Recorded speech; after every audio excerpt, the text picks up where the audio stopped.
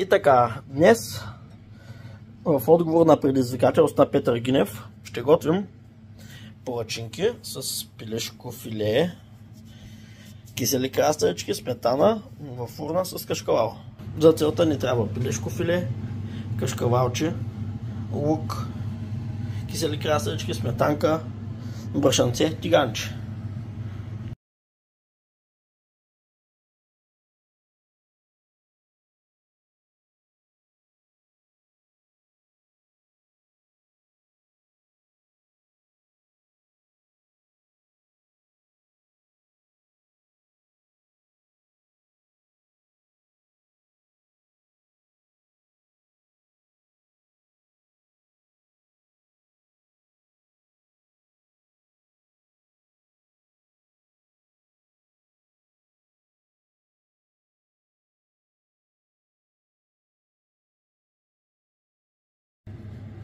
И така, след като вече палачинките са готови, пристъпваме към правенето на плънката. Имаме лук, кисели краставички, пилешко филе, сметана, подправки, тиган.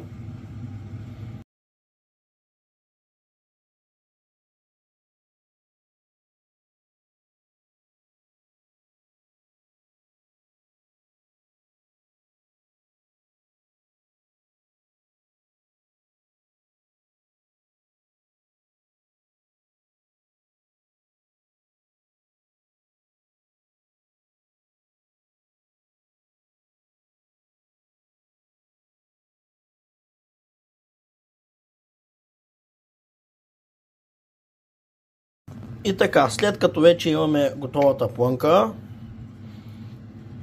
която е добре изтинала, и имаме палачинки, в намазнена тава почваме да правим ястието. След това във фурната.